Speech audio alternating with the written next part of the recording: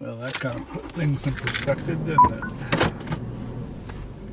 More people fought and died here in this one battle than died in the whole Revolutionary War and the War of 1812 combined.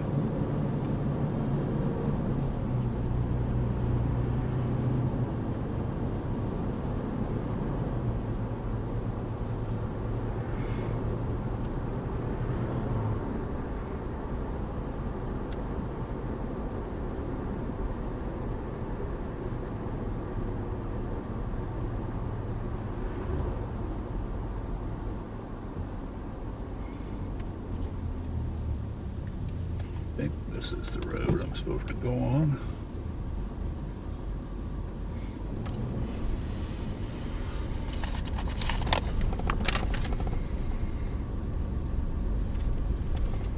Yeah, pretty sure it is.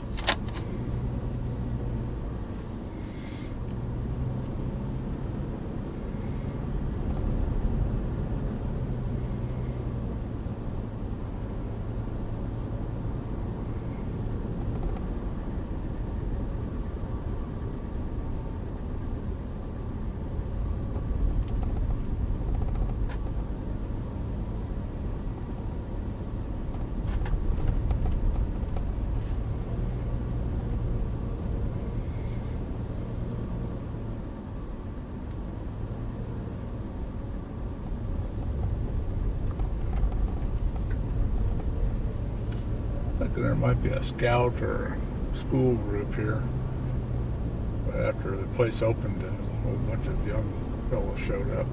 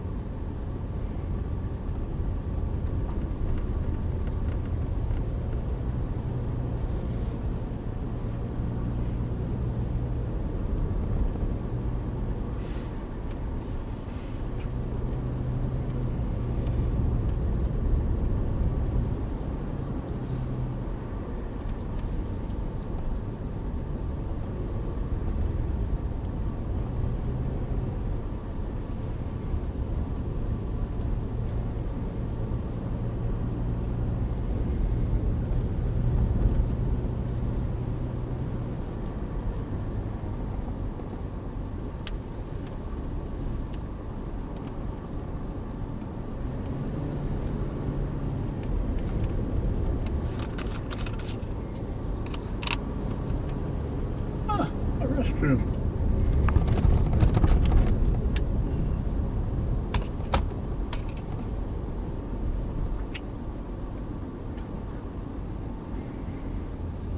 I don't like to walk.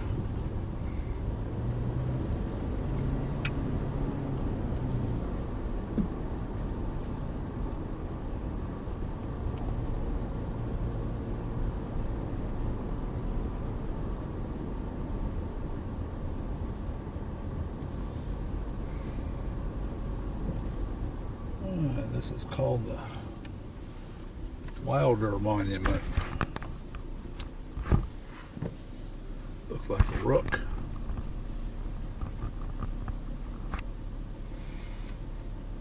Tour stop number 6.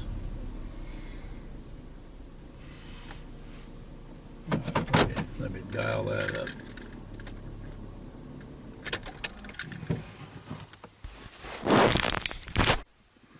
Enter your stop number now, or press stop. You are now at tour stop number 6. The 85-foot tower that you see at the top of the small knob called Glen Hill is the Lightning Brigade monument. The monument is made of limestone and construction of it was completed in 1903. We invite you to walk to the top of the tower 136 steps and an ascending stairway leads to an observation deck. If you walk up to the tower and turn north to your left, you'll see a sign that states, "This is the site of the Wood Glen House, burned during the battle on September 20th, 1863. The sign is referring to 30-year-old Elijah Glenn, whose husband has died in a field hospital in Alabama 6 months earlier. She is living in a small one-room log house with her 2 children when the battle begins. She house would be used as a command headquarters for the Army of the Cumberland on the evening of September 19th. The house will burn the following day when battle action becomes fierce in this area. Glenn and her family survived the war, and her descendants still live in this area. If you continue walking to the left of the sign, you'll see a stone foundation of our house. The tower honors Colonel John T. Wilder's Brigade of Mounted Infantry, also known as the Lightning Brigade. Wilder's Brigade was made up of men from the 92nd Illinois, 98th Illinois, 123rd Illinois, 72nd Indiana, 17th Indiana, the 18th Indiana Battery, which totaled about 2,500 men. The brigade was called a Lightning Brigade because they were mounted infantry that would move fast to a battlefield on their horses and then dismount and fight as infantry. What made Wilder's Brigade one of the most effective units in the Army of the Cumberland was their weapon, the 7-shot Spencer repeating rifle. A trained soldier could aim and fire 14 shots a minute with a 7-shot Spencer. This was vastly superior to the standard weapon issued to both Confederate and Federal forces, which allowed a soldier to fire 3 aim shots a minute. The Lightning Brigade became one of the most successful and famous brigades of the Civil War and saved the Army of the Cumberland several times during this battle. At the opening of the Battle of Chickamauga on September 18, 1863, Wilder's men held off Confederates all day at Alexander's Bridge. This delay enabled Rosecrans to move his army north to prevent the Confederates from wedging themselves between the city of Chattanooga and the Army of the Cumberland. Then on September 19th, the Lightning Brigade will fight in the Vineyard Field, Tour Stop 5, and will stop the Confederates from taking the Lafayette Road in the afternoon of the 19th. Then in this area on September 20th, after the Confederate breakthrough at the Brotherton Farm, Wilder's men will be able to hold their ground while almost every other Federal unit is retreating from this southern part of the battlefield. The brigade drives Brigadier General Arthur Manigault's brigade of Longstreet's column back to the Lafayette Road, and then continues to make a stand in this area until ordered to retreat from the field around 12 o'clock p.m. The Assistant Secretary of War, Charles A. Dana, who was traveling with the Army, will order a reluctant Wilder to withdraw up the Dry Valley Road, the road that runs along the entry gate side of the tower and goes north into Chattanooga. Columns of wagon trains and men were retreating on this road, and Wilder's men would do as ordered, mount their horses, and guard the retreating Army of the Cumberland. The next cell phone stop is Tour Stop 8, where the Union Army must make a stand to protect these Union soldiers that are retreating back to Chattanooga. Enter your stop number now, or call us back when you're ready. Okay, heading for the next one. There's a bunch more monuments. I'd love to take pictures of them all, but I just can't.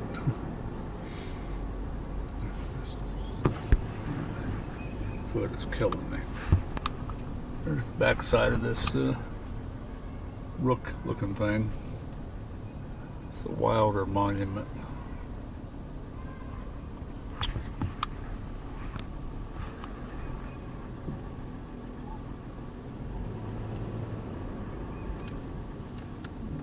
Take pictures of a few of these.